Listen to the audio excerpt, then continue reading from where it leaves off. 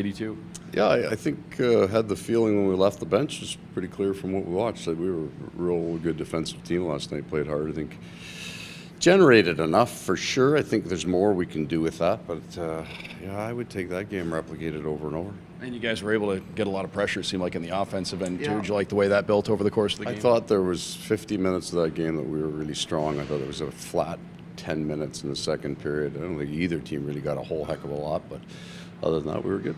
For you, Pierce, how impressed were you just with the poise all the new guys showed in the back end? I mean, the high danger stuff was really not there. Yeah, I thought the forwards worked really hard to give the defense a chance to be good. A little different speed element tomorrow night, so it'll look differently. But the forwards worked very hard for our defense last night. Mackie, we saw a little bit of a third on that line now in practice on the second line. Yeah. What do you think about him moving up? It's his offensive style. I think he's got some really nifty plays that he can make. A2 is so strong down the middle, creating a forecheck for us, and Matthew clearly around the net can be pretty dynamic. It's just a different look. It was where I originally had him prior to the injury to Sam Bennett, and then we'll put him back there. You told us during training camp that this essentially wasn't going to look easy, that your players need to learn being comfortable in uncomfortable situations. How do you best approach that? Well, the whole idea is you're trying to build a game that you have a chance to win within the playoffs, and if you can play that game, it'll give you the best chance of getting there first. We had, I would say, considerably wild swings in style of hockey last year. I thought in the first 4 months, even in games, and I think I probably said it to you 100 times. I like pieces of our game an awful lot. But from January 2nd on, we were far more consistent. We had a few aberrations, but for the most part, we played a pretty good, consistent game of hockey. And I think we should be in a position to do that now. It may not look like, if you take the top two offensive defensemen off any team's lineup, right, it's going to look a little bit different. But we put up 41 last night, and we had enough chances to win that game.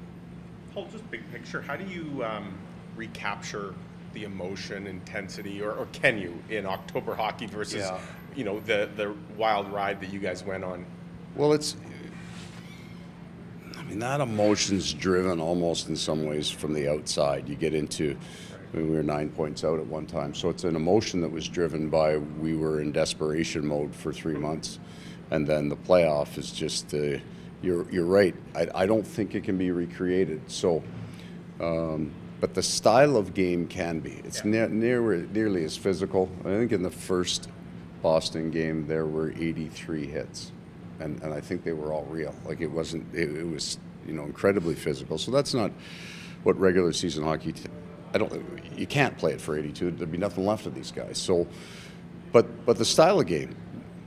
A good decision in the playoffs is still a good decision now, and that's really what our goal is to play a game that we can replicate. And for the guys that are back this year that went through that, I guess that's the ultimate motivator. They don't need that motivation. They know what it took to get there, and no doubt would like to get back there.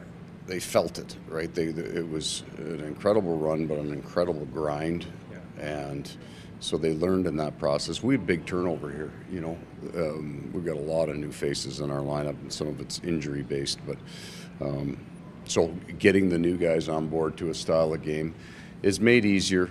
The two captains that are in our lineup, Barkov and Tkachuk, had great success in that style of hockey. They believe in it, so they are fantastic and exemplary leaders in the style of game that we play. Speaking of leaders, would be remiss if I didn't ask you about one of the big developments off-season for the Jets, which is Adam being the captain. You obviously got to see Adam kind of really evolve and mature.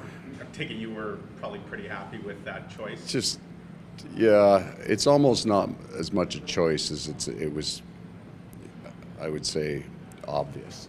He is clearly the captain. It's so much more than what happens on the ice. It's what happens in the room. It's an adherence to style of play. It's like our guy being an example for the game that the Winnipeg Jets want to play. I mean, he's an honest, hard player that commands respect from his daily activity on the ice. He prepares well. He plays hard every night. He'll do hard things for his team. So I was really, really happy for him. I think it was a very clear and very good choice. And last piece of business with your old team, but of course, big news this week with Mark and Connor. You once, predicted they'd build a statue of Mark around here, and I guess that's a possibility now because he's probably going to finish his career here. Yeah, both incredible players around the league, and I think very fitting for the entire culture that's built here, from ownership down, about embracing the city, valuing the opportunity. This is a special place. Winnipeg is. It's not like any other market in the league. It's a small market team that had lost their team. And the people that come here fall in love with the place, and the fans embrace the players, but the players will embrace the fans. Every team loses players to free agency. We did, right? We live in a very sunny climate. We lost players to free agency. That happens. It's not a statement. But what you're seeing here is, the Adam Lowrys, but Mark and Connor. I think they've always been committed to it. I really do. I wasn't surprised that they signed. And it's a great thing for the franchise because it keeps that theme together.